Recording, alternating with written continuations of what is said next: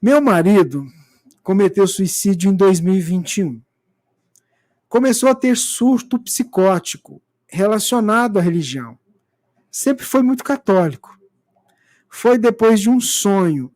Sonhou que tinha que escolher entre Jesus e São Jorge.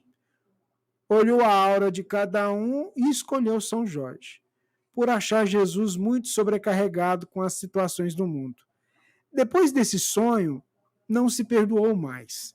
Começou a ter crises sérias, tipo esquizofrenia. Procuramos recurso com um psiquiatra, que pediu para levá-lo a um padre, mas infelizmente não deu mais a volta. Minha pergunta é: como uma pessoa de tanta fé como ele tomou essa atitude? E como fica ele no plano espiritual, já que acredito que ele se sinta como Judas, como se tivesse traído Jesus? Desde já agradeço a atenção de vocês, sou muito fã, adoro os ensinamentos e só para concluir, meu marido não aceitava outro tipo de busca espiritual, a não ser a religião dele, católica.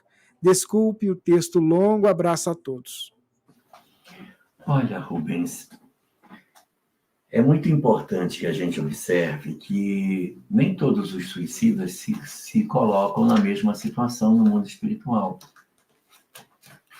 Existe uma tendência reducionista de dizer que todo suicida vai obrigatoriamente passar pelas exatas mesmas circunstâncias, e isso não é verdade. A literatura espírita está aí para provar que existem muitos que vivem a experiência do suicídio, que é sempre indesejável, que sempre gera consequências negativas, que sempre vai trazer para o espírito processo de sofrimento. Não existe circunstância em que o suicídio seja visto como uma coisa positiva, sempre ele será visto como uma opção indesejável, mas a gente sabe, por aquilo que a literatura nos coloca, que existem atenuantes e agravantes.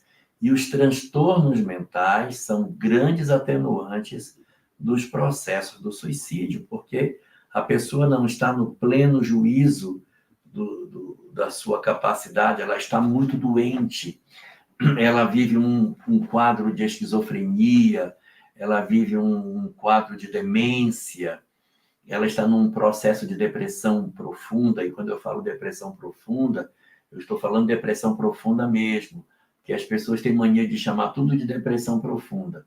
Depressão é depressão, e depressão profunda é depressão profunda. Estou falando de depressão profunda, que é aquela que a pessoa não consegue mais sair do quarto, não consegue mais trabalhar, não consegue mais executar uma tarefa, perdeu completamente o ânimo da vida. Isso aí ela está simplesmente,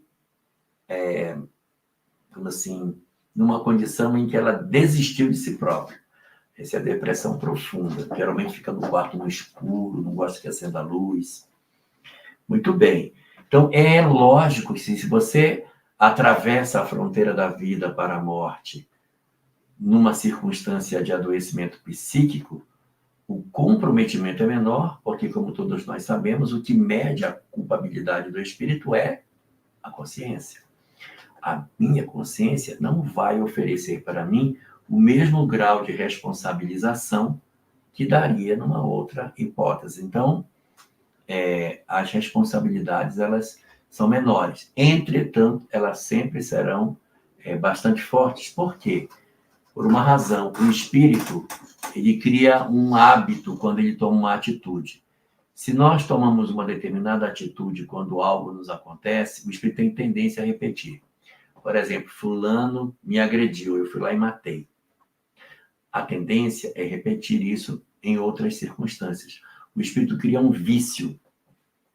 Então, para que o espírito não repita o suicídio, é por isso que as consequências são muito gravosas. O espírito passa por muito sofrimento, não é intrínseco do próprio processo do suicídio. É para não repetir, porque ele irá se defrontar com causas assemelhadas em outras existências. Precisa estar forte. Então, ele passa por uma circunstância que fica muito gravado nele, que se matar não é bom, porque quando ele voltar para o cenário, ele não pode repetir a mesma falta. Então, se o seu marido decidiu partir da vida pelo suicídio dentro de um quadro que você bem colocou e pelo que você expôs, ele estava, assim, num processo de adoecimento psíquico. É lógico, ele podia ter, de repente, uma coisa, talvez, não sei, não sou psiquiatra, mas chama transtorno delirante, que é quando você cria uma realidade que não existe, você vive dentro dela e aquela realidade, você não consegue tirar a pessoa de dentro dela. Então, ela vive numa realidade inexistente, que só tem na cabeça dela. Então, é lógico que essa pessoa não tem as mesmas responsabilidades que aqueles que decidem isso de caso pensado, raciocinando. Lógico que todos que tomam essa decisão estão adoecidos, mas tem uns que estão numa condição psicótica muito mais grave do que outros fenômenos. Muito bem. Então, você pergunta como é que ele vai estar diante da circunstância dele ter sido alguém que tinha tanta fé e que tomou uma decisão que é contrária àquilo que seria relacionado com Jesus. É muito importante a gente entender que quando a gente se cura de um processo psicótico, nós passamos a olhar aquela decisão não como a nossa decisão, mas como a decisão do ser adoecido. Eu não olho como se você... Meu Deus, olha o que eu decidi. Não é isso. Sob a doença que eu estava, eu tomei essa decisão equivocada. Então, existem mecanismos de auto-perdão. E no mundo espiritual, o processo de terapia das entidades que se suicidam passam necessariamente pelo mecanismo do auto-perdão para que eles iniciem o processo de recuperação para uma nova existência, para a retomada do processo evolutivo que eles vão ter que continuar. De repente, podem até perder o ritmo por um tempo, porque passa um tempo maior no mundo espiritual e tal, mas eles vão retomar e vão continuar, e certamente vocês vão se encontrar mais à frente, não necessariamente na condição de marido e mulher, mas é muito provável, pela preocupação que você demonstra, que vocês voltem a se encontrar, talvez ele como um filho nos seus braços, para você cuidar dele até ele se reorganizar plenamente e voltar, quem sabe, em breve, para ser o seu grande companheiro de jornada.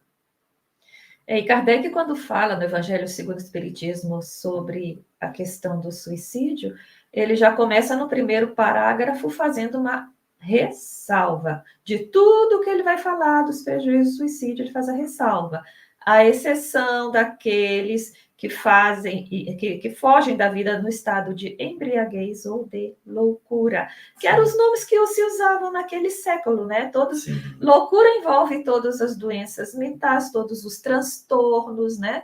Todas as complicações psicológicas e mentais aí, incluindo a depressão, que lá só não tinha os nomes de hoje, era só loucura. E embriaguez a gente pode incluir todo o processo de drogas em geral. Então, se ele faz uma ressalva, está valendo essa ressalva para o seu marido. Ele estava no que Kardec consideraria loucura, mas que nós hoje já temos nomes técnicos, né? Um transtorno, uma esquizofrenia, uma questão qualquer que fez com que ele, fora do seu estado normal de decisão, cometesse o ato de suicídio. Então, ele é considerado um suicida indireto. E isso serve como atenuante. Mas, evidentemente, a questão dele não é só essa.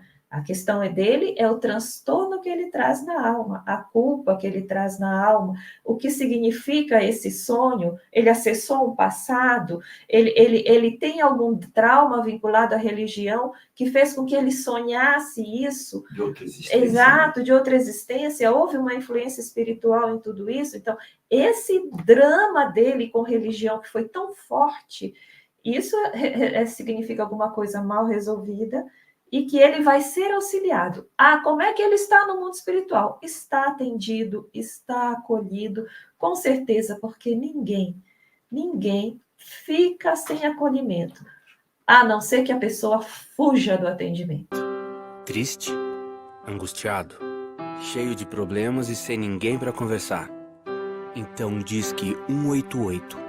188 é o novo número de atendimento telefônico do CVV, Centro de Valorização da Vida.